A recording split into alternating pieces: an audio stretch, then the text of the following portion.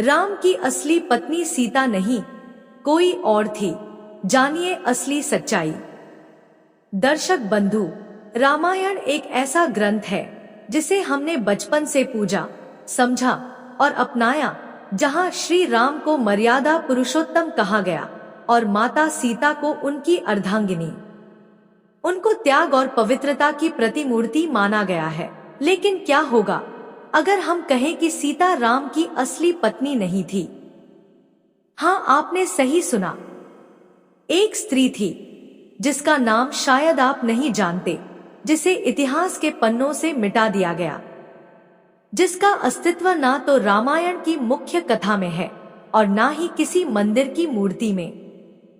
लेकिन वो थी, और राम के जीवन में उसका स्थान किसी रहस्य से कम नहीं। कौन थी वो?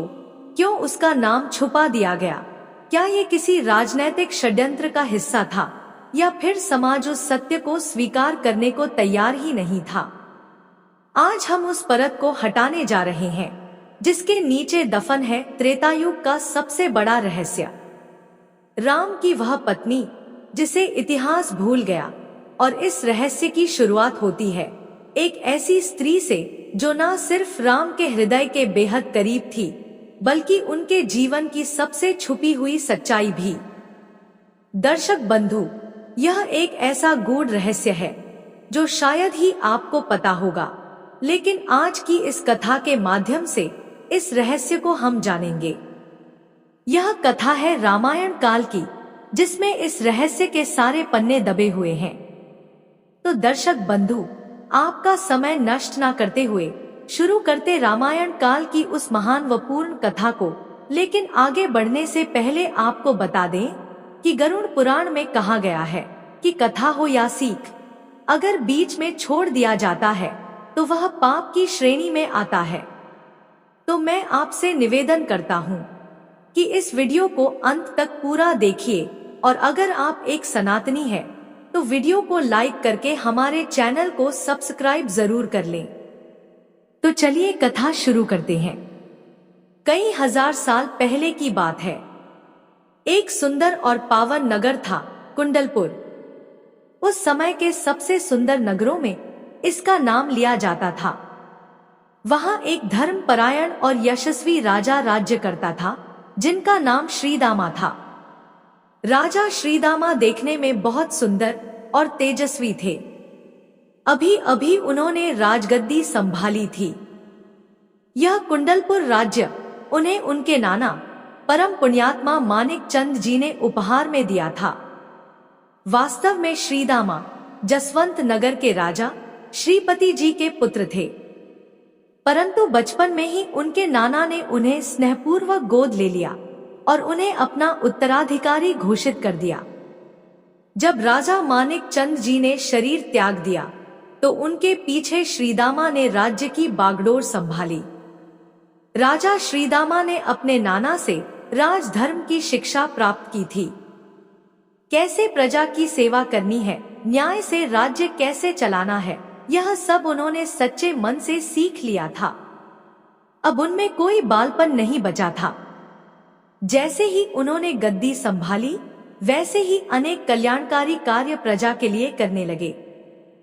प्रजा भी अपने इस धर्मनिष्ठ राजा से अत्यंत प्रसन्न थी और उन्हें प्रजा पालक मानने लगी थी। राजा श्रीदामा केवल प्रजा के ही नहीं, बल्कि नगर के व्यापारियों के भी बहुत शुभ चिंतक थे। उन्हें भली भांति पता था कि एक समृद्ध राज्य में व्यापारी बहुत महत्वपूर्ण होते हैं। जहां धनी व्यापारी होते हैं, वह राज्य धन धान्य से परिपूर्ण होता है। यदि नगर में व्यापारी ना हो तो वहां का राजा भी निर्धन ही माना जाता है। राजा को व्यापारियों से बहुत लगाव था। नगर का एक प्रमुख युवा व्यापारी था सेठ चक्रधर। वह राजा का परम मित्र था। सेठ चक्रधर का व्यापार 4-5 नगरों में फैला हुआ था। वही राज दरबार के लिए अन्न, वस्त्र, आभूषण और अस्त्र शस्त्र की सामग्री उपलब्ध कराता था। राजा के लिए चक्रधर बहुत महत्वपूर्ण था। सेठ चक्रधर का विवाह सोनपुर राज्य में हुआ था। जबकि राजा श्रीदामा अब तक अविवाहित थे। राजा के विवाह के लिए कई राजाओं की ओर से प्रस्ताव आ रहे थे, पर श्रीदामा हर बार किसी न किसी बहाने से उन्हें टाल देते थे। उनका विचार था कि उनके माता पिता अभी जीवित हैं और जसवंत नगर में रहते हैं, इसलिए विवाह का निर्णय वही करें। परंतु राजा श्रीपति अब अपने अन्य पुत्रों में व्यस्त थे। उन्हें श्रीदामा की चिंता नहीं थी, क्योंकि श्रीदामा तो अब स्वयं एक राजा बन चुके थे। फिर भी श्रीदामा अपने पिता पर विश्वास किए बैठे थे। इस प्रकार विवाह टालते टालते 3 वर्ष बीत गए। एक दिन सेठ चक्रधर ने राजा से भक्ति भाव से कहा, मित्र, अब आपको भी विवाह कर लेना चाहिए। राजमहल में रानी का वास होना चाहिए। मुझे तो यह समझ नहीं आता कि आप इतने वर्षों से पत्नी के बिना कैसे रह लेते हो। मुझे तो अपनी पत्नी से एक दिन भी दूर रहना अच्छा नहीं लगता। अब तो मेरी पत्नी माँ भी बनने वाली है। मेरे घर में जल्दी ही कोई नया अतिथि आने वाला है। मेरे घर में मेरी पत्नी के लिए एक सेविका रहती है, लेकिन अब वह जिद कर रही है कि उसकी देखभाल के लिए उसकी छोटी बहन को बुला लिया जाए। उसे किसी और पर विश्वास नहीं है। अब मैं सोच रहा हूँ कि ससुर जी को एक संदेश भेज दूं, जिससे वे अपनी छोटी पुत्री को मेरे साले के साथ भेज दें। राजा ने मुस्कुराते हुए कहा, मित्र, यही उत्तम रहेगा। तुम स्वयं गए तो व्यापार की देखभाल कौन करेगा? और मुझे देखो, मैं दिन भर राजधर्म में बंधा रहता हूँ। दिन के 4 घंटे तो प्रजा की फरियाद सुनने में निकल जाते हैं। समय मिले तो नगर और गांवों का भ्रमण करता हुआ असहायों की सेवा करता हूँ। संध्या को 1-2 घंटा ही समय मिलता है, तब तुम जैसे परम मित्रों के साथ बैठता हूँ। सेठ चक्रधर अब राजा श्रीदामा के दरबार से विदा हो गया। उसका आना जाना राजमहल में लगा ही रहता था। वह जिस दिन किसी कारणवश राजमहल आ पाता, उस दिन राजा स्वयं उसके घर चल पड़ते थे। राजा के महल में ऐसा कोई नहीं था जिससे वह अपने मन की बात कर सके, कोई जिससे वे खुले दिल से बातें कर लें। राजा जानते थे कि यदि वे अपने नौकरों, सेवक को या दासों से मित्रता करने लगेंगे तो राजपद की मर्यादा पर आंच आ सकती है। कल को वही दास अगर आदेश मानने से इनकार कर दे तो राज्य का धर्म कैसे चलेगा? इसी कारण राजमहल में रहते हुए भी राजा को एकांकी जीवन बिताना पड़ता था, क्योंकि वहां कोई रानी भी नहीं थी जिससे वे हृदय की बातें कह सके, जिससे वे जीवन का सुखद संवाद बांट सके। अब तो राजा को भी यह बात भीतर से सताने लगी थी कि अब तो मुझे विवाह कर ही लेना चाहिए। पता नहीं मेरे पिता का क्या प्रयोजन है जो वे मेरे विवाह की चिंता नहीं कर रहे। उन्हें क्या लाभ है मेरे विवाह से? मैं तो अब एक स्वतंत्र राज्य का राजा हूँ। राजा ने मन में विचार किया, किससे कहूँ मैं अपने विवाह की बात? क्यों ना मैं अपने मित्र चक्रधर से ही कह दूं कि वह मेरे विवाह के विषय में कुछ उपाय करें। उसका आना जाना तो कई राज दरबारों में होता रहता है। वही किसी योग्य राजकुमारी से मेरे विवाह की बात चला देगा। इस तरह विचार करते हुए एक पखवाड़ा बीत गया। चक्रधर उस दौरान एक बार भी महल नहीं आया। राजा को चिंता होने लगी। जो मित्र प्रतिदिन किसी ना किसी बहाने से मुझे मिलने आ जाता था, वह अब क्या कारण हुआ कि दिखाई नहीं देता? क्या कोई संकट आ गया है उस पर? राजा को याद आया, उसकी पत्नी को तो संतान होने वाली थी। क्या पता अब उसके घर पुत्र रत्न का आगमन हो गया हो। उसी आनंद में मुझे भूल गया होगा, या फिर कहीं कोई कठिनाई में तो नहीं। राजा ने निर्णय लिया कि स्वयं ही जाकर देख ले। संध्या का समय था। राजा सेठ चक्रधर के घर पहुंच गए, परंतु वहां बैठक में सेठ नहीं मिले। वहां एक अत्यंत सुंदर कन्या उन्हें दिखी, जैसी कोई परी हो। वह जैसे ही राजा को देखती है, तुरंत घर के भीतर चली जाती है। राजा ने मन में सोचा, मैंने पहले इस कन्या को कभी यहाँ नहीं देखा और ना ही मैंने कभी अपने मित्र की पत्नी को देखा है। मुझे स्त्रियों से कोई विशेष कार्य नहीं था, इसलिए मैंने कभी इन विषयों में चर्चा भी नहीं की। राजा को यह देखकर बड़ा आश्चर्य हुआ। इतनी सुंदर कन्या, ऐसी सुंदरता तो राजकुमारियों में भी दुर्लभ होती है। कौन हो सकती है यह? शायद मित्र की साली हो, जिसे बुलाने की बात कर रहा था, या फिर उसकी बहन हो। राजा सोच में पड़ गए। मुझे तो मित्र के परिवार के विषय में कुछ भी जानकारी नहीं है, फिर मैं कैसे कह दूं कौन है ये? राजा ने वहां खड़े एक सेवक से कहा, अरे तुम यहाँ क्या कर रहे हो? जाओ और सेठ चक्रधर को खबर करो कि राजा पधारे हैं। अब सेवक राजा के सामने यह कैसे कहता कि सेठ जी बाहर गए हैं?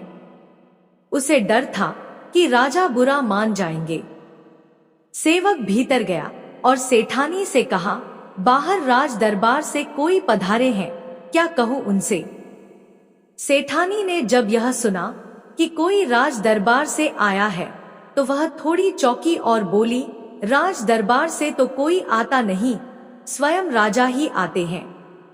कहीं स्वयं राजा ही तो नहीं आए हैं, पर अभी तो सेठ जी दरबार में ही है।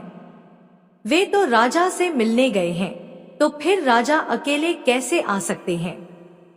सेठानी ने अपनी छोटी बहन अंजलि से कहा, बेटी तुम बाहर जाओ और उस अतिथि से कह दो कि थोड़ा प्रतीक्षा करें, सेठ जी अभी राज दरबार में है, थोड़ी ही देर में लौट आएंगे। अंजलि बाहर आई और बड़े ही संकोच से बोली, आप थोड़ा रुकिए, सेठ जी नगर के राजा से मिलने राज दरबार गए हैं, अभी लौट आएंगे। वैसे आप कौन हैं? राजा ने शांत भाव से उत्तर दिया, मैं सेठ जी का एक मित्र हूं। अभी मैं चलता हूं, फिर कभी आ जाऊंगा। अंजलि ने सरलता से कहा, जी हां, आज आपका जाना ही ठीक रहेगा। आप फिर कभी आकर सेठ जी से मिल लीजिए।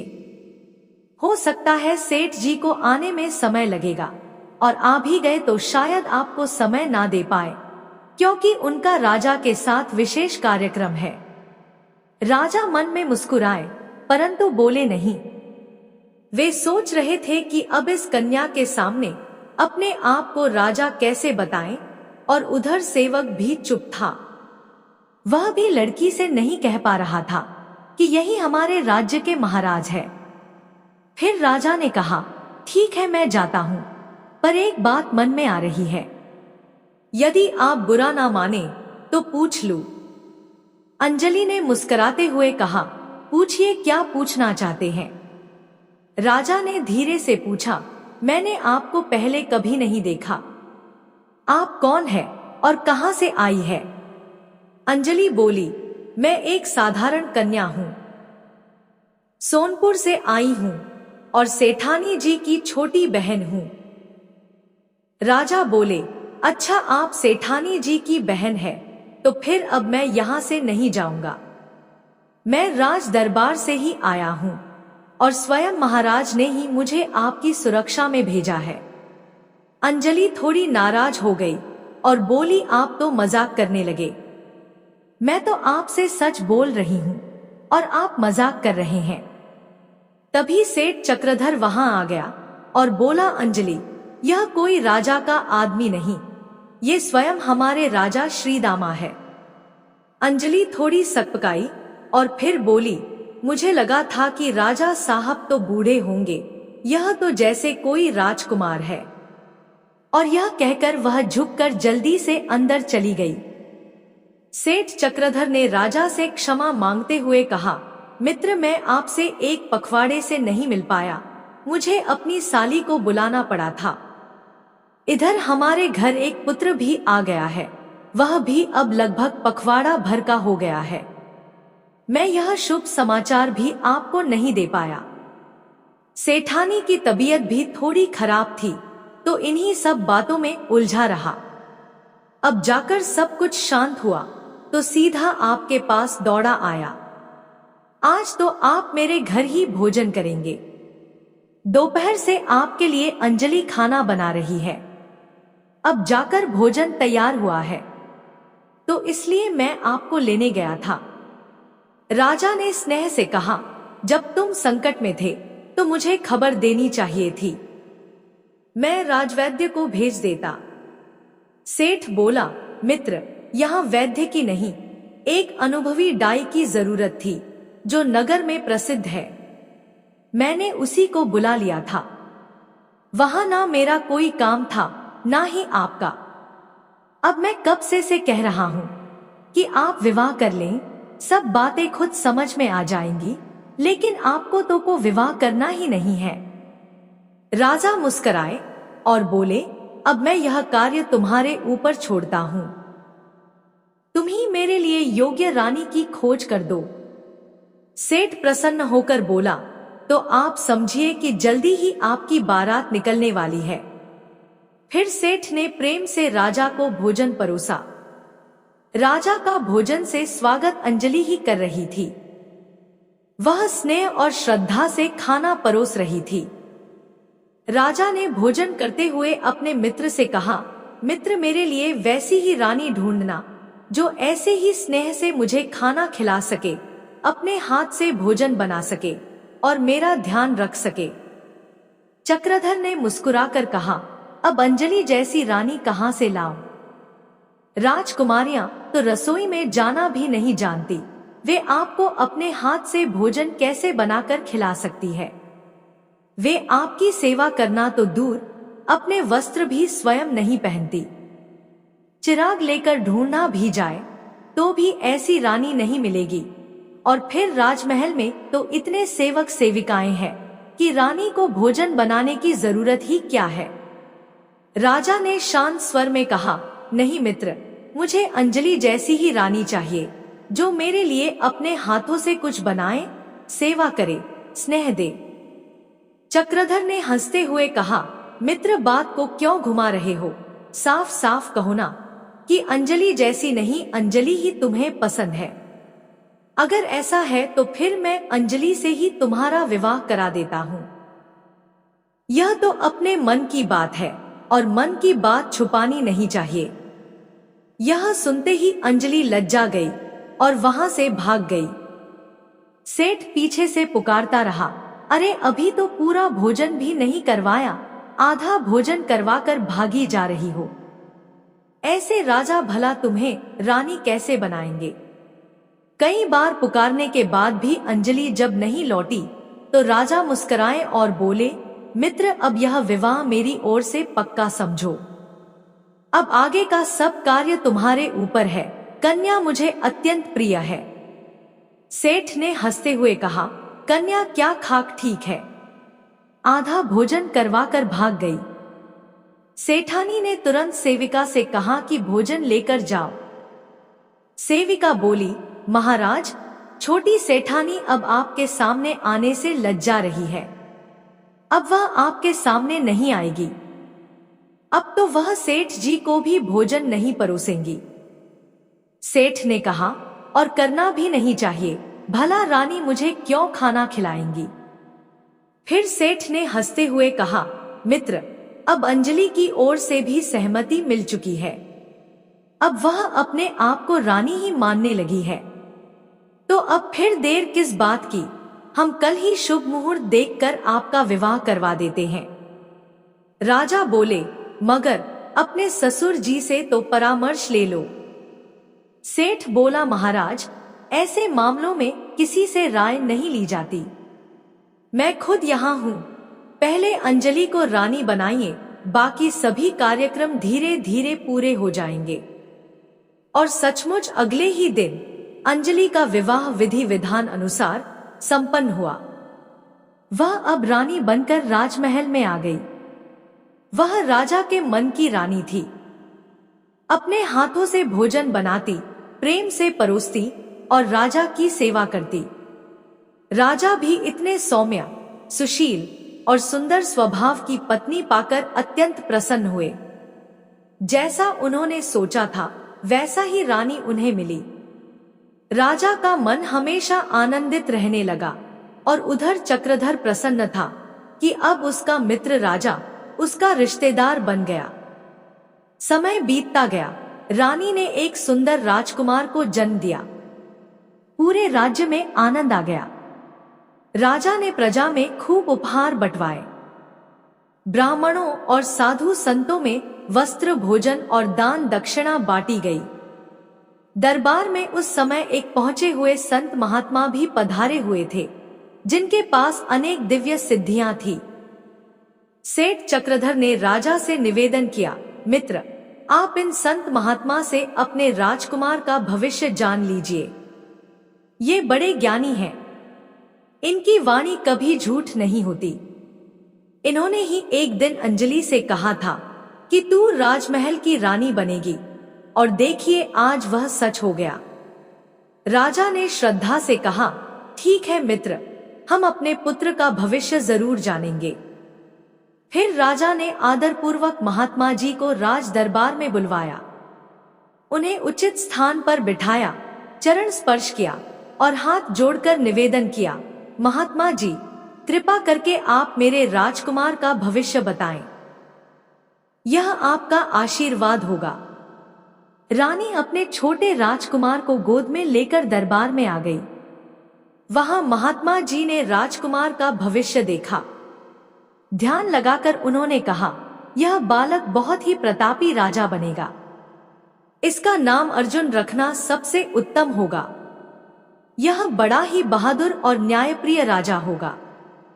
फिर महात्मा जी कुछ क्षण रुके और बोले, मगर इसकी रानी को लेकर आपको थोड़ा आश्चर्य हो सकता है, क्योंकि इसकी रानी कोई राजकुमारी नहीं, बल्कि एक बहुत ही निर्धन गरीब किसान की बेटी होगी। राजा को यह बात सुनकर भीतर से चोट पहुंची। उन्होंने मन ही मन सोचा, एक राजा की बहू अगर गरीब घर से आएगी तो हमारी तो इज्जत मिट्टी में मिल जाएगी। कल को कोई भी साधारण व्यक्ति प्रजा से उठकर महल में घुसने लगेगा, वह तो पूरे महल को अपना समझेगी, प्रजा को अपना भाई बंधु मान बैठेगी, उन्हें महल में बैठाएगी और कल को उसके पुत्र होंगे तो वो राजकुमार कहे जाएंगे। फिर तो राज दरबार की मर्यादा ही समाप्त हो जाएगी। राजा ने महात्मा से निवेदन किया, महात्मा जी, कोई ऐसा उपाय कीजिए कि मेरे पुत्र का विवाह किसी राजकुमारी से ही हो जाए। महात्मा ने शांत भाव से कहा, राजन, यह सब विधि का विधान है, इसे बदला नहीं जा सकता। प्रभु की लीला को समझना कठिन है, पर उसे स्वीकार करना ही धर्म है। राजा ने सिर झुकाकर कहा, ठीक है महात्मा, हम भगवान से बड़े थोड़े ही हैं, जो होगा देखा जाएगा। राजा ने महात्मा को बहुत आदर और भेंट देकर विदा किया, लेकिन महात्मा के जाने के बाद उनके मन में बड़ी चिंता घर कर गई।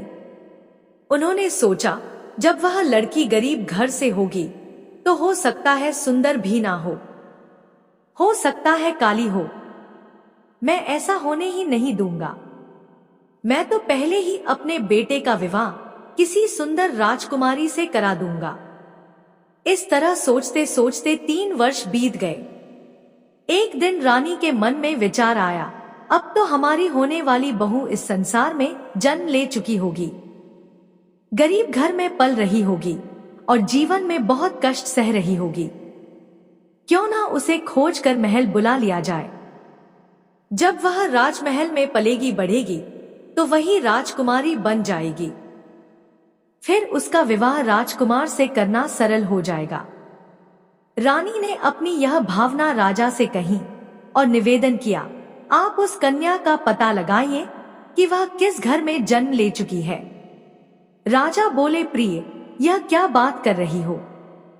भला यह कैसे पता चलेगा कि हमारी होने वाली बहू कौन है और कहाँ जन्मी है? रानी ने प्रेम से कहा, महाराज, आपके लिए कुछ भी असंभव नहीं है। आप उस महात्मा जी से जाकर मिलिए, उनसे विनती कीजिए, वे बहुत कृपालु और ज्ञानी हैं। राजा को रानी की बात हृदय से लग गई, पर भीतर ही भीतर उनके मन में एक और ही विचार चल रहा था। जब मुझे उस गरीब लड़की का पता चल ही जाएगा तो उसे महल लाना क्या जरूरी है, मैं तो उसे बीच रास्ते में ही रोक दूंगा, और जब वह रहेगी ही नहीं तो फिर बहू कैसे बनेगी। यह सोचकर राजा अगली सुबह महात्मा जी के आश्रम की ओर निकल पड़े। उन्हें मालूम था कि 3 कोस गहरे जंगल में महात्मा जी का आश्रम है। वहां पहुंचकर उन्होंने महात्मा को दंडवत प्रणाम किया और चुपचाप बैठ गए। महात्मा जी ने राजा को देखकर पूछा, राजन, आप बहुत चिंतित लगते हो, बताओ क्या बात है, मन में इतना बोझ क्यों। राजा ने हाथ जोड़कर कहा, महात्मा जी, मैं अपनी होने वाली बहू के विषय में चिंतित हूं। मैं नहीं चाहता कि वह गरीब घर में पले बने। मैं उसे पहले ही महल ले आना चाहता हूं ताकि वह सुख संपन्नता में पले। मैं स्वयं उसका पालन पोषण करूंगा। मेरे पास इतना धन है कि मैं उसे हर राजसी सुख दे सकता हूं। मैं उसके माता पिता से मिलकर उन्हें सच्चाई बताकर लड़की को मांग लेना चाहता हूं। महात्मा जी मुस्कुराए और बोले, राजन, आपके विचार बड़े ही उदार हैं। यदि आप ऐसा करते हैं तो आप वास्तव में एक महान राजा कहलाएंगे। मैं आपको उस परिवार के विषय में बताता हूं। यहां से 20 कोस दूर एक गांव है, माधवपुर। वहां एक निर्धन किसान, या फिर आप लीजिए मजदूर, रहता है। नाम है रामपाल। उसकी साफ बेटियां हैं। सबसे छोटी कन्या का विवाह आपके पुत्र से होगा जब वह 18 वर्ष की होगी। अभी तो वह पिछले महीने ही जन्मी है। उसके सौंदर्य की तो बात ही निराली है। उसके आगे तो परियां भी फीकी लगती है। अगर आप उसे लेकर महल में पालते हो तो कोई नहीं कह सकेगा कि वह राजकुमारी नहीं है। राजन, मनुष्य चाहे राजा के घर जन्मे या गरीब के यहाँ जन्मे, जन्मता तो नंगा ही है। कोई भी बच्चा धन दौलत लेकर पैदा नहीं होता। अमीर या गरीब तो हम इंसान की बनाई हुई परिभाषाएं हैं। यह सब दृष्टिकोण का खेल है। यदि दृष्टि बदल जाए तो सब बराबर दिखते हैं। अहंकार हो तो फर्क भी दिखता है, नहीं तो कोई फर्क नहीं। और राजन, जन्म और मृत्यु सब प्रभु के हाथ में है। ना कोई समय से पहले जन्म ले सकता है, ना ही मृत्यु से पहले मर सकता है। जो भी तुम कर लो, लेकिन जो विधि का विधान है वह नहीं बदलेगा। राजा महात्मा जी के आश्रम से लौटकर महल में आ गए। अब उन्हें यह अच्छी तरह समझ आ चुका था कि महात्मा जी ने उनके मन के भीतर चल रहे विचारों को पढ़ लिया है और साथ ही एक प्रकार से चुनौती भी दे दी है कि राजन, चाहे जितना प्रयत्न कर लो, वह कन्या तुम्हारी बहू बनकर ही राजमहल में आएगी। राजा महात्मा की बात को मन में रखकर अलग अलग विचारों में डूब गए। सोचने लगे, अगर उस गरीब की बेटी ही नहीं रहेगी तो फिर बहू कहां से आएगी। देखता हूं महात्मा अब उसे कैसे बचा लेते हैं। क्या उनका भगवान मेरे सामने उस नन्ही सी बच्ची की रक्षा कर पाएगा। मैं तो अपने पूरे होश में हूं। कोई विष पीने वाला राजा नहीं हूं जो दरिद्र की बेटी को बहू बना लूं। मैं तो अपने बेटे की किस्मत ही बदल दूंगा। महात्मा भी अब वृद्ध हो चले हैं, उन्हें कौन पूछता है। मेहनत से आदमी अपना भाग्य बदल लेता है, फिर विवाह तो कोई भाग्य की चीज ही नहीं है। वह तो राजा की इच्छा का विषय है। राजा तो मनोरंजन के लिए भी विवाह कर लेते हैं, उन्हें कोई नियम बांध नहीं सकता। राजा यह सब सोचते हुए महल लौट आए। पूरी रात सिर से पैर तक समस्या सोचते रहे, पर किसी सही निर्णय तक नहीं पहुंच सके। अगले दिन रानी अंजलि ने राजा से प्रेम पूर्वक कहा, स्वामी, जब महात्मा जी ने स्पष्ट कह दिया है कि हमारे पुत्र का विवाह एक निर्धन किसान की बेटी से होगा, तो हमें प्रभु की लीला स्वीकार कर लेनी चाहिए। हम भाग्य को बदल नहीं सकते। मैं तो कब से कह रही हूँ, आप उस कन्या को खोजकर महल ले आइए। चाहे वह कितनी भी निर्धन क्यों ना हो, कोई माता अपनी कन्या किसी को ऐसे ही नहीं सौंपती।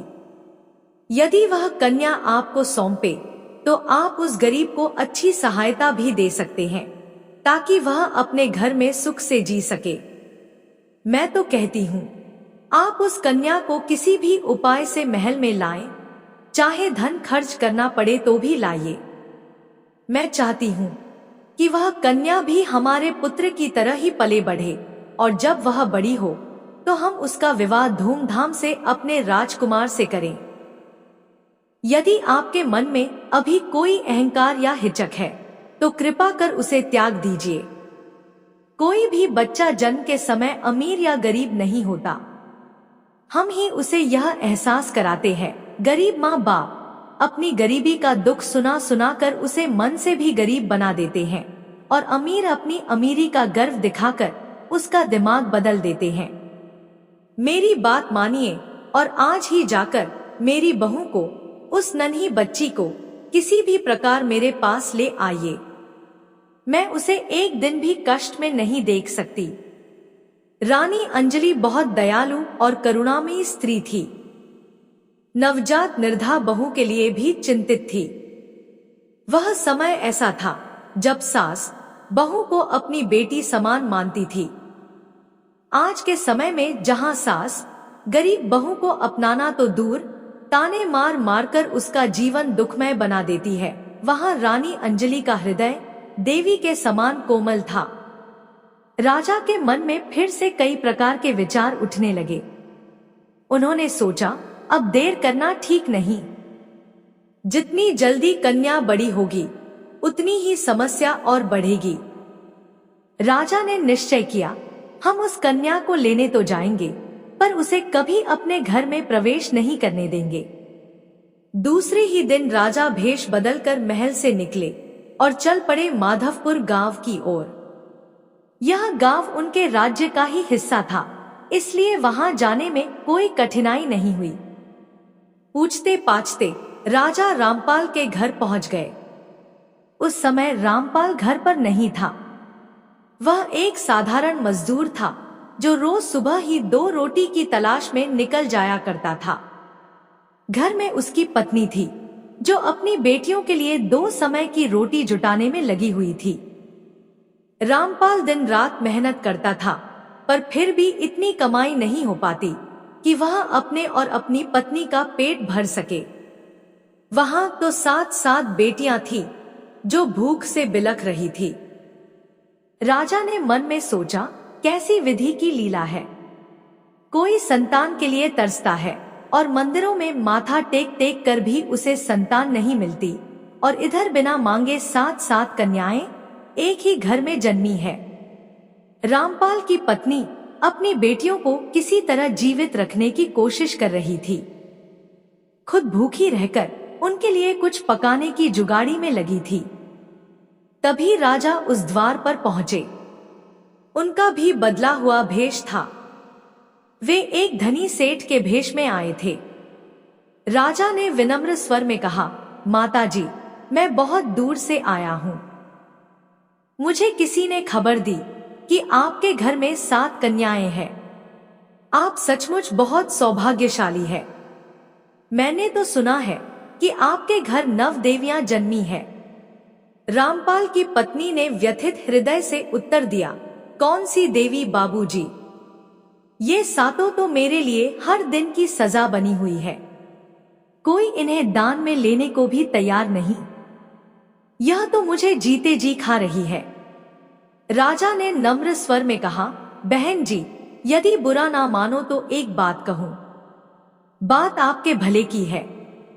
स्त्री ने थकी हुई आवाज में उत्तर दिया, सभी लोग अपनी भलाई की बातें सुनाकर चले जाते हैं। आप भी अपने मन की बात कही डालिए। मैं किसी की बात का बुरा नहीं मानती।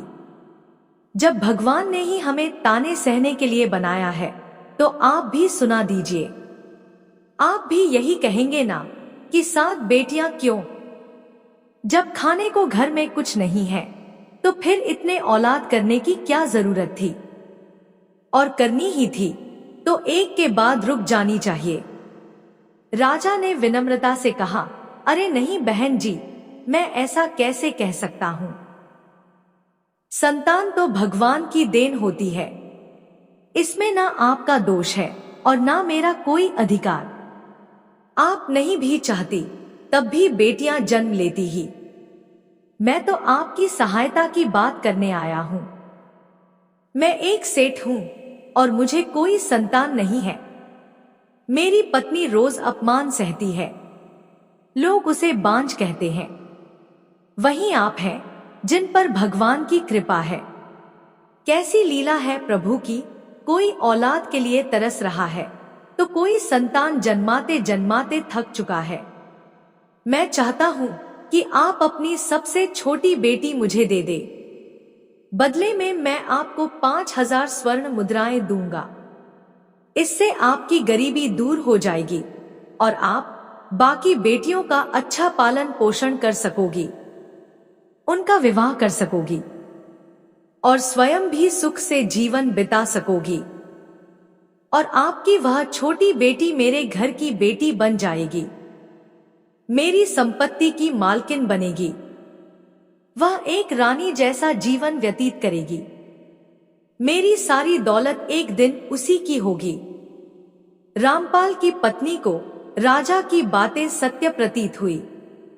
उसने सोचा, मैं तो कब से यही चाहती थी कि कोई मेरी बेटियों को ले जाए। ये सेठ तो बदले में धन भी दे रहा है, इससे बढ़कर मुझे और क्या चाहिए। उसने प्रसन्न होकर अपनी सबसे छोटी बेटी राजा को सौंप दी। वह खुश थी कि अब उसकी एक बेटी बड़े घर चली गई है और अब उसके पास इतना धन भी है कि बाकी 6 बेटियों की ठीक से देखभाल कर सके। उधर राजा उस नन्ही बच्ची को लेकर भीतर ही भीतर प्रसन्न हो रहा था। मन में सोचा, महात्मा कहता था कि इसे रानी बनने से कोई नहीं रोक सकता। अब देखता हूं कहां गई महात्मा की भविष्यवाणी। जैसे ही राजा बच्ची को लेकर चला, उसके भीतर विचार जग उठे, क्यों ना इसे तलवार से काट कर मार दूं। लेकिन फिर विचार किया, इतनी छोटी बच्ची के लिए तलवार उचित नहीं, क्यों ना इसे जंगल में ही छोड़ दूं। फिर सोचा, यह जंगल इतना भयानक है, यहाँ कोई ना कोई जंगली जानवर इसे खा ही जाएगा। जब चूहे तक नहीं बचते तो यह बच्ची क्या बचेगी। राजा ने उस मासूम बच्ची को जंगल की एक झाड़ी में छोड़ दिया और आत्मविश्वास से भरकर प्रसन्न होता हुआ महल लौट आया। जैसे ही महल पहुंचे, रानी ने पूछा, स्वामी आप मेरी बहू को लाने गए थे उस गरीब के घर। राजा ने गंभीरता से उत्तर दिया, रानी आप भी कितनी व्यर्थ की बातें लेकर बैठ जाती हो। वे लोग बड़े स्वाभिमानी निकले।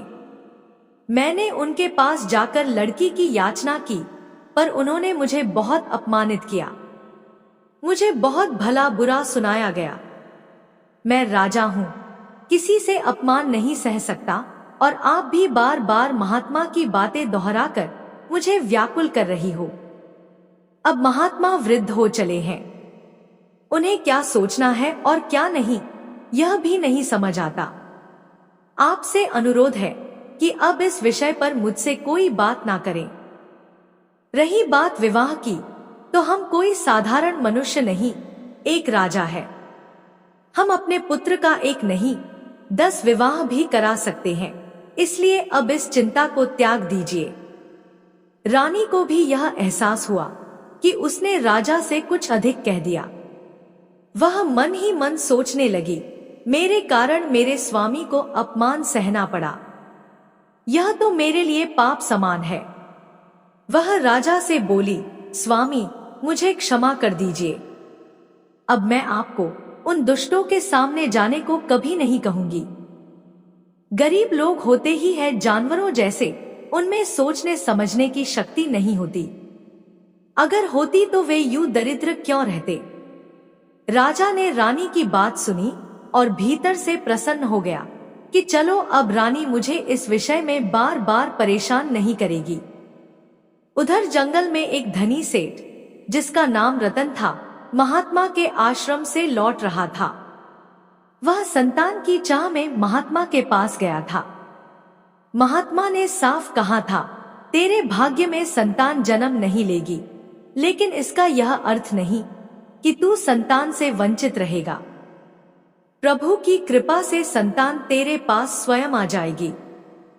कैसे और कहां से यह कोई नहीं जानता। बस अब तू लौट जा और प्रभु के फल की प्रतीक्षा कर। सेठ रतन महात्मा के वचन लेकर लौटने लगा। जब वह जंगल के बीचों बीच एक झाड़ी से गुजर रहा था, तभी उसे वहां से एक दूधमुही बच्ची के रोने की आवाज आई। वह रुक गया और जाकर देखा तो एक नन्ही बच्ची वहां रो रही थी। चारों ओर देखा लेकिन कोई नहीं था। तब वह सोचा कि किसी ने इस बच्ची को जानबूझकर जंगल में मरने के लिए छोड़ दिया है। उसके मन में करुणा आई। कैसे कैसे लोग होते हैं संसार में। कोई औलाद के लिए तरसता है और कोई जन्मी हुई औलाद को यूं फेंक देता है।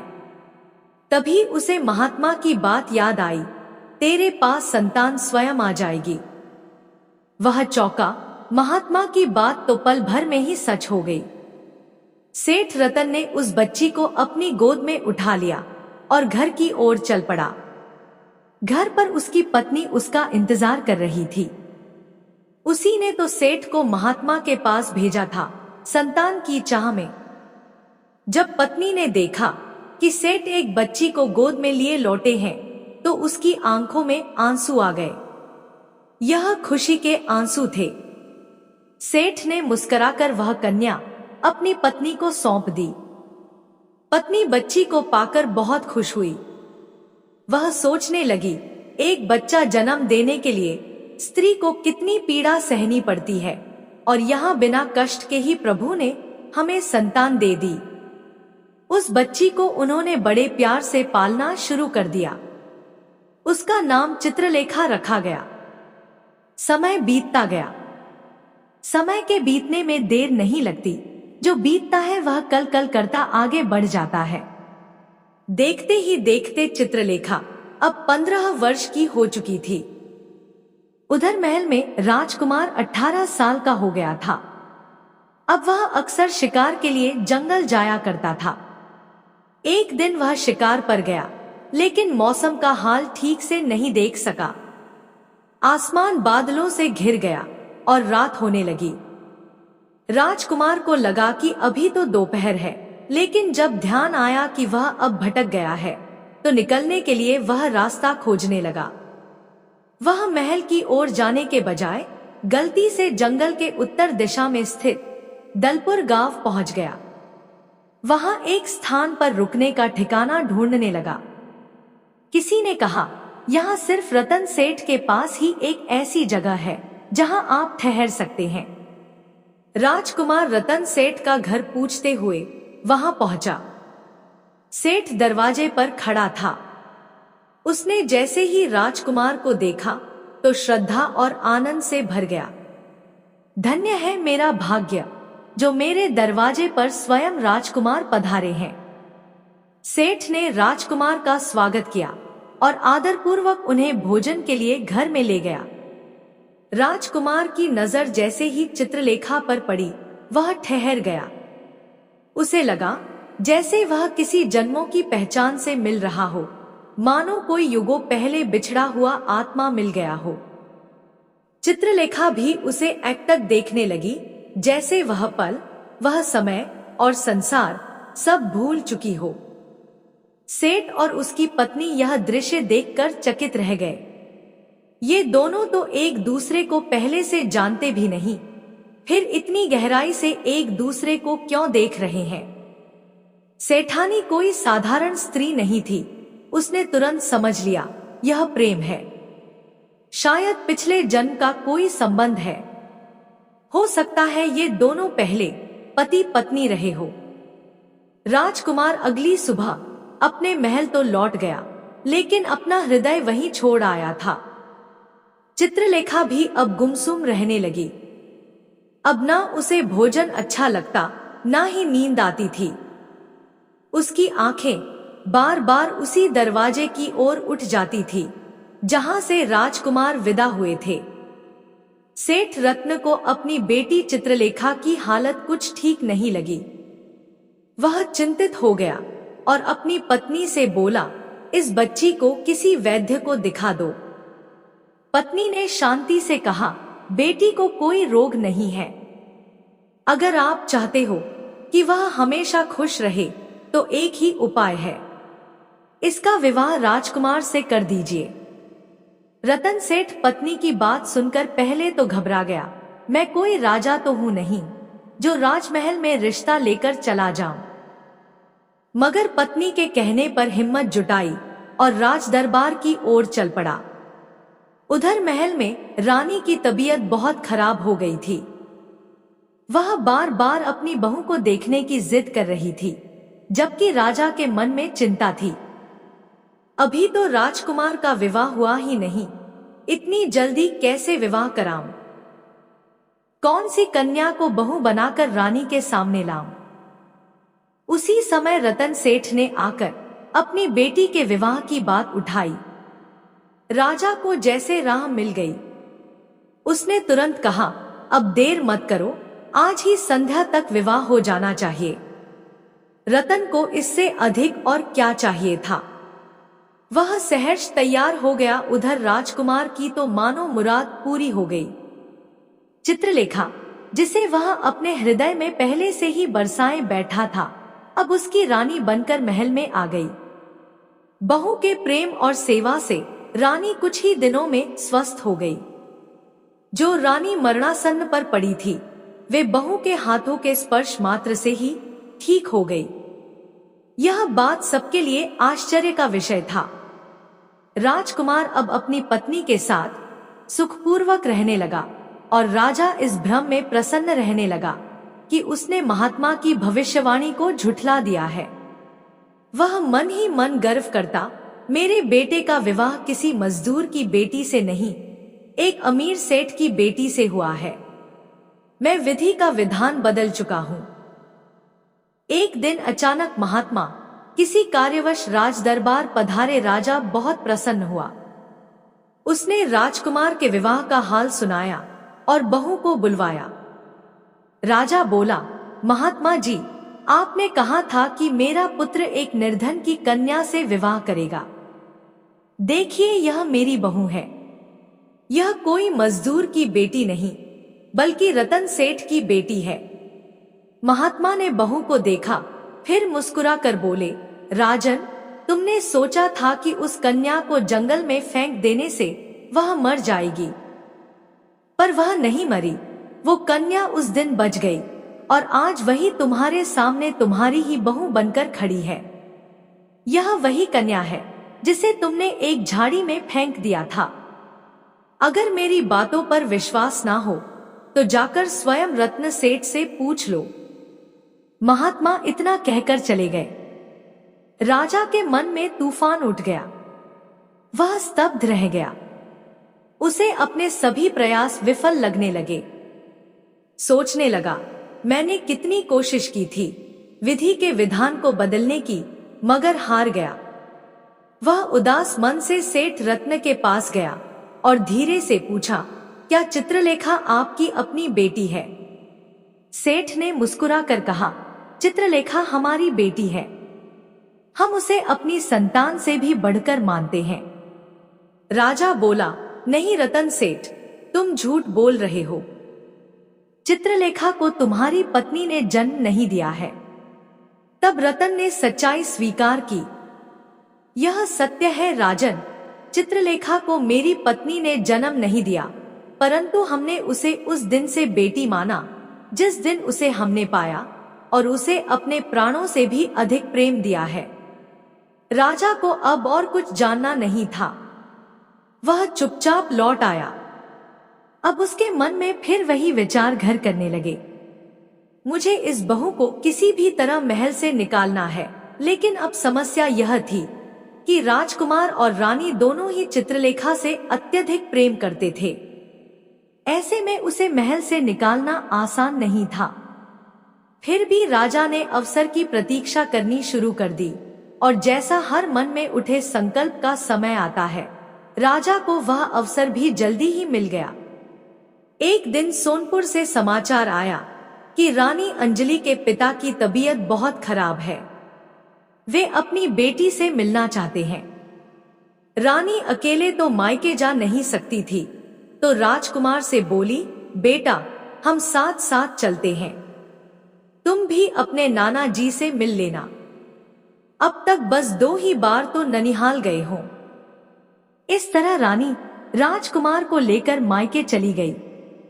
महल में अब केवल राजा और बहू चित्रलेखा रह गए। वैसे तो महल में बहुत से सेवक और दास दासियां थी, परंतु सच में अपने तो बस राजा और बहू ही थे। राजा ने इस अवसर को अवसर मानकर बहू से कहा, बेटी चलो हमारे गुरुदेव सन्यासी जी के आश्रम, उन्होंने तुम्हें बुलवाया है। वे हमारे परम पूज्य हैं, उनकी बात नहीं टाली जा सकती। चित्रलेखा ने ससुर की बात को आज्ञा मानकर सिर झुका लिया और चलने को तैयार हो गई। दोनों जंगल की ओर चल पड़े, लेकिन जब वे बीच जंगल में पहुंच गए तो राजा ने अपनी असली मंशा प्रकट की। वह बोला, मैं तुम्हें सन्यासी से मिलवाने नहीं लाया, मैं तुम्हें घर से बाहर निकालने लाया हूं। तुम एक दरिद्र की बेटी हो और दरिद्र मुझे स्वीकार नहीं। अगर तुम्हें मेरे बेटे से सच्चा प्रेम है तो फिर कभी महल लौटकर मत आना। अब जहां चाहो वहां जाओ। मैं तो कहता हूं कि किसी तालाब या बावड़ी में कूदकर अपने जीवन का अंत कर लो। इतना कहकर राजा चित्रलेखा को जंगल में छोड़ महल लौट गया। अब जंगल में अकेली रोती हुई अकेली स्त्री भला करे तो करे क्या? यदि राजा को चित्रलेखा स्वीकार नहीं थी तो वह महल में अपने बेटे और पत्नी के सामने स्पष्ट कह सकता था, परंतु नहीं, उसने छल से उसे निकालना उचित समझा। चित्रलेखा रो रही थी। तभी राजा का छोटा मामा, जो अपनी बेटी की विदाई कराकर लौट रहा था, वहां से गुजरा। उसकी बेटी ने अकेली स्त्री को रोते देखा और पूछ बैठी, बहन तुम कौन हो? इस घने जंगल में अकेले क्यों रो रही हो? चित्रलेखा ने अपनी सारी कहानी कह सुनाई। राजा का नाम सुनते ही लड़की चौंक गई। अरे श्रीदामा तो मेरी बुआ का लड़का है, वह इतना निर्दयी कैसे हो सकता है? उसने अपने पिता से कहा, पिताजी हम पहले श्रीदामा के दरबार चलेंगे। लगता है राजगद्दी पाकर इसका विवेक चला गया है, जिसने अपनी ही बहू को घर से निकाल दिया हो। उसका तो मन बदलना चाहिए, उसके बाद ही हम घर लौटेंगे। वह लड़की अपने पिता और चित्रलेखा को लेकर राज दरबार पहुंची। हालांकि वह उम्र में राजा से छोटी थी, लेकिन वहां उसने उम्र का कोई लिहाज नहीं किया। गुस्से में वह बोली, श्रीदामा मैंने जीवन में कई निर्दयी पुरुष देखे, परंतु तुम्हारे जैसा नहीं देखा। क्या तुम नहीं जानते, एक विवाहित स्त्री अपने पिता के नहीं, पति के नाम से पहचानी जाती है।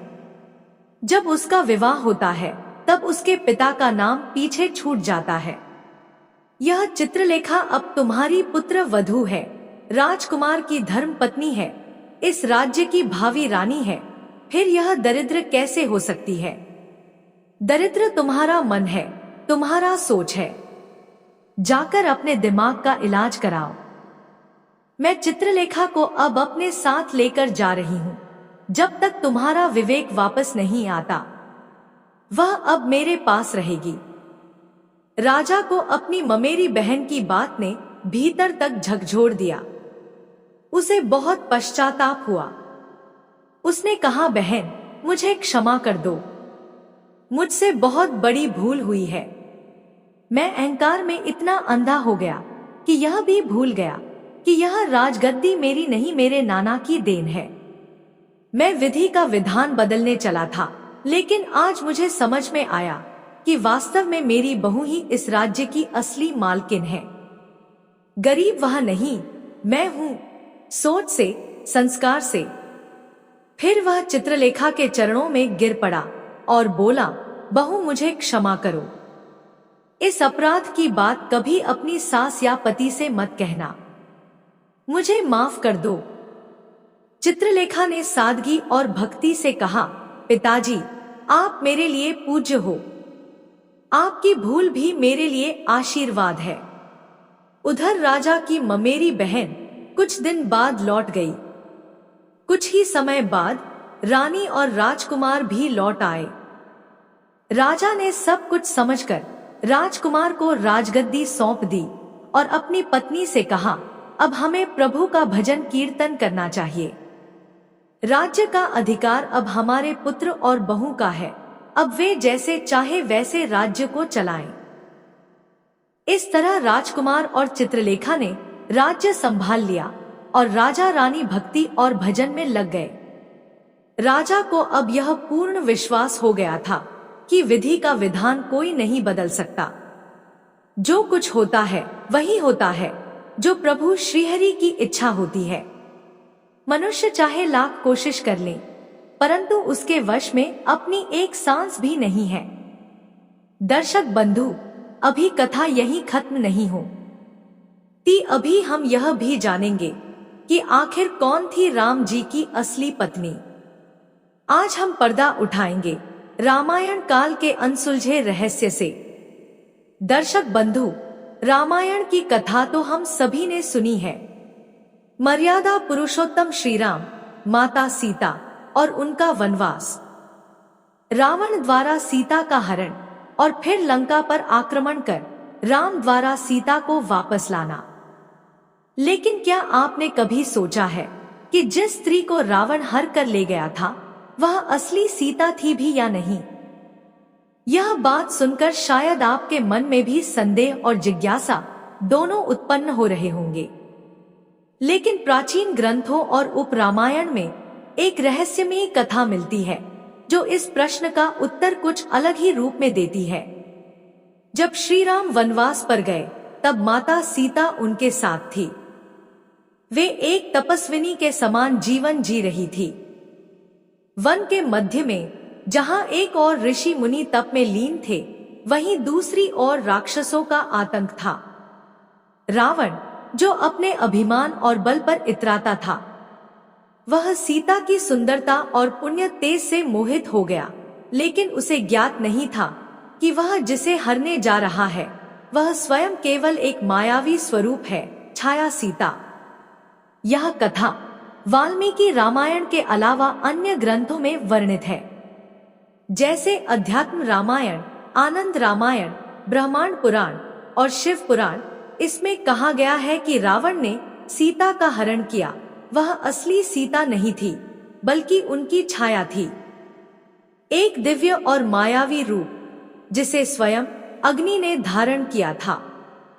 घटना कुछ यूं हुई थी, जब राम लक्ष्मण के पीछे मारीच के मृग रूप को मारने के लिए गए और रावण साधु का वेश धरकर सीता के पास पहुंचा, तब भगवान राम को पहले से इस षड्यंत्र का आभास हो गया था।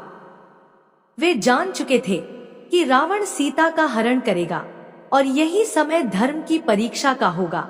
इसलिए उन्होंने अग्नि देवता का आह्वान किया और सीता को अग्नि में प्रवेश करने का आदेश दिया।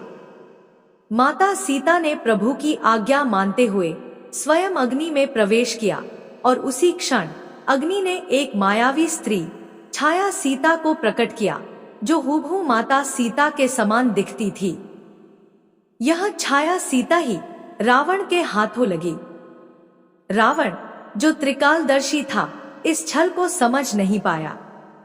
उसने सोचा कि उसने सीता का हरण किया है, लेकिन असल में वह केवल एक परछाई के साथ था। इस छाया सीता को भी रावण छू नहीं पाया। वह अनेक बार प्रयास करता रहा, लेकिन हर बार कोई ना कोई अदृश्य शक्ति उसे रोक देती है। यही कारण था कि रावण ने कभी सीता को बलपूर्वक नहीं छुआ, बल्कि उन्हें अशोक वाटिका में बंदी बनाकर रखा और मनाने का प्रयास करता रहा। दूसरी ओर असली सीता अग्नि देव की शरण में थी, जहां वे पूर्ण सुरक्षित और शुद्ध थी। वे वहां तप करती रही और राम की अगली योजना की प्रतीक्षा करती रही। लंका युद्ध के अंत में जब रावण का वध हुआ और राम ने सीता को अग्नि परीक्षा देने को कहा, तब भी लोगों को लगा कि यह परीक्षा समाज को दिखाने के लिए है। लेकिन असल में वह क्षण था जब असली सीता को वापस लाना था। ऐसे ही छाया सीता ने अग्नि में प्रवेश किया। अग्निदेव प्रकट हुए और बोले, प्रभु, यह छाया आपकी सेवा में थी जब आप धर्म की रक्षा हेतु युद्धरत थे। अब हम आपको असली सीता समर्पित करते हैं। फिर अग्नि से प्रकट हुई माता सीता तेजस्विनी, निर्मल और दिव्य रूप में। यह वही सीता थी जो राम की पत्नी थी और जिनका रावण से कभी कोई संपर्क नहीं हुआ। यह रहस्य इसलिए छुपा रहा क्योंकि समाज की समझ, श्रद्धा और धर्म की व्याख्या सीमित थी। प्रभु राम जानते थे कि यदि वे यह रहस्य खोल देंगे तो लोग रावण के भय और भ्रम में यह मान बैठेंगे कि सीता अपवित्र हुई है, जबकि वास्तव में वे सदा शुद्ध और अग्नि समान पवित्र रही। इस कथा का एक और अद्भुत पहलू यह है कि छाया सीता भी कोई सामान्य माया नहीं थी। वे एक दिव्य शक्ति थी जो स्वयं नारायण की लीला का हिस्सा बनी। रावण के अहंकार को कुचलने और उसके पतन का माध्यम बनने के लिए उन्होंने स्वयं को रावण की कैद में समर्पित किया, परंतु स्वयं को अपवित्र नहीं होने दिया। इस रहस्य की पुष्टि कई संतों और महर्षियों ने भी की है। तुलसीदास जी ने भी श्रीमानस में संकेत दिया है कि सीता की अग्निपरीक्षा केवल सामाजिक रूप से नहीं बल्कि एक दिव्य प्रक्रिया थी। दर्शक बंधु, यह कथा केवल एक रहस्य नहीं बल्कि यह दर्शाती है कि भगवान राम की लीला कितनी व्यापक, गुप्तमयी और अलौकिक थी। यह दिखाता है कि धर्म की रक्षा के लिए कैसे ईश्वर अपनी शक्तियों और योजनाओं को समय से पहले रचते हैं ताकि अधर्म के विनाश में कोई दोष ना लगे। और अंत में जब हम कहते हैं कि राम की असली पत्नी सीता नहीं कोई और थी, तो यह कहना गलत नहीं होगा कि जिस सीता को रावण ले गया वह सीता नहीं थी। असली सीता तब भी राम के हृदय में, अग्नि की गोद में और शुद्धता की छाया में सुरक्षित थी। इस रहस्य को जानकर हमारा विश्वास और भी प्रगाढ़ होता है कि रामायण केवल एक कथा नहीं बल्कि दिव्यता की महागाथा है, जिसमें हर पात्र, हर घटना और हर शब्द ईश्वर की महान योजना का हिस्सा है।